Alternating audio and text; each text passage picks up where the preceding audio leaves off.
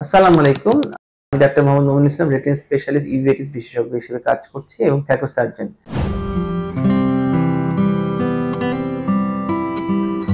আজকে যে বিষয়টি সেটা হচ্ছে খুবই গুরুত্বপূর্ণ, বার্নিং প্রবলেম বর্তমানে বাচ্চাদের হাতে মোবাইল ফোন এবং মোবাইল ফোনের কারণে চোখের দৃষ্টি কমে যাওয়া। আমরা অনেক সময় অনেক রোগী পাই যে বাচ্চারা দীর্ঘ সময় ধরে মোবাইল ফোন দেখে, মোবাইল ফোন দেখার কারণে চোখটা আস্তে আস্তে দৃষ্টি কমে যায়। দৃষ্টি কমে যায়, এটা কিভাবে প্রথমে বুঝবেন?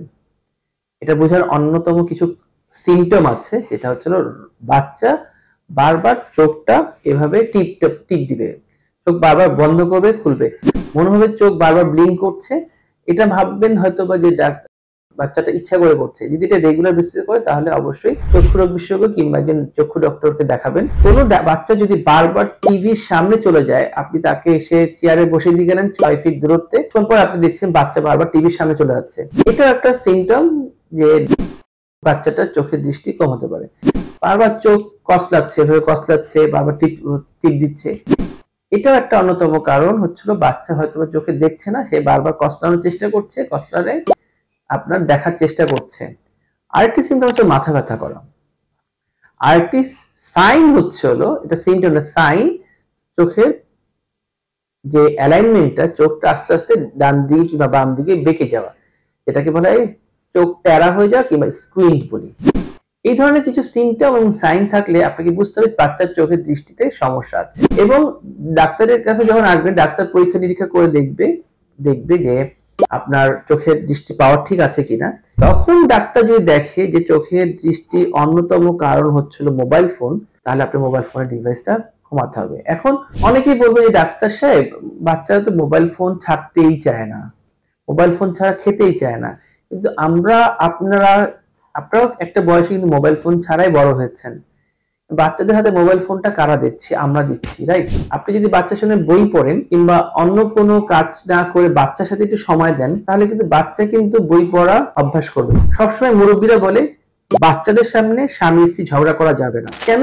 বাচ্চারা এটা কপি করে, বাচ্চাদের মধ্যে মেন্টাল ট্রমা হয়। তার অর্থ হচ্ছিল বাচ্চারা কপি করতে পছন্দ করে, বাচ্চারা নকল করতে পছন্দ করে।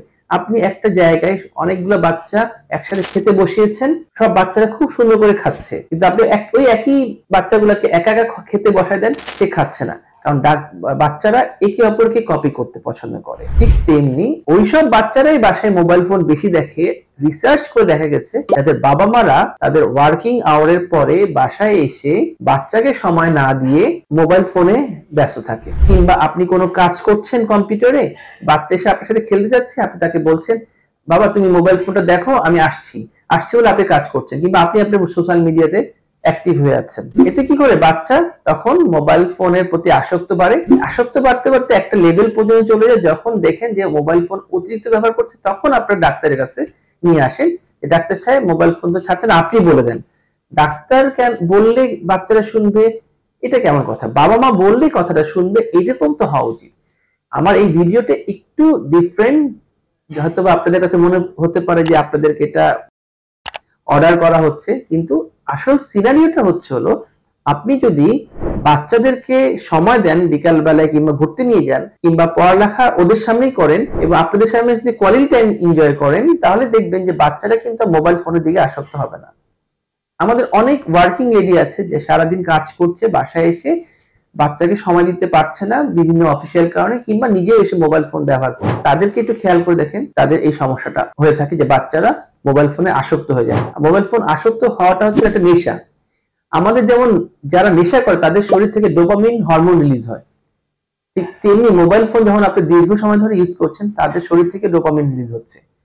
আপনি খেয়াল করে দেখেন, রাতে শুয়ে মোবাইল ফোন দেখার সময় আপনি একটা আধা ঘন্টা পরে মোবাইল ফোন রেখে দিবেন, চিন্তা করে মোবাইল ফোন দেখতে থাকেন, কিন্তু 1-1.5 ঘন্টা চলে যাচ্ছে, আপনি খেয়াল করছেন যে আপনি মোবাইল ফোন ছাড়তেই পারছেন না, বিকজ দিস ইজ নেশা। সো বাচ্চাদেরকে রাত জাগা থেকে বিরত রাখতে হবে, আপনারাও রাত জাগা বিরত থাকতে হবে, এবং মোবাইল ফোন যদি বিরত না রাখেন, আস্তে আস্তে বাচ্চার চোখের দৃষ্টি অনেক বাড়বে এবং এমন পাওয়ারের চর্চা করতে হবে যেটা আপনার ভবিষ্যতে এটা ওভারকাম হওয়া খুবই ডিফিকাল্ট। অনেক রোগী এসে বলে ডাক্তার সাহেব আমার বাচ্চা তো এখন চশমা লাগছে, আমার বাচ্চা কি অন্ধ হয়ে গেল, আমি কি আর ভালো করব না, এখন আমি কি করব?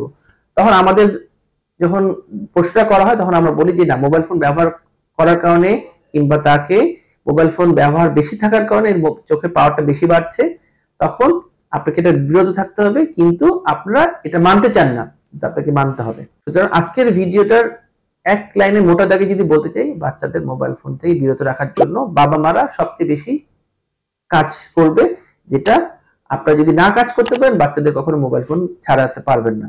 সুতরাং আপনারা আপনাদের বাচ্চাদের ভবিষ্যৎ এখনই নির্ধারণ করুন। সুতরাং আপনারা আপনাদের বাচ্চাদের ভবিষ্যৎ নির্ধারণ কিভাবে করবেন, এটা আজকের ভিডিও যারা দেখবেন তারা আপনারা ডিসিশন নেবেন। ধন্যবাদ সবাইকে।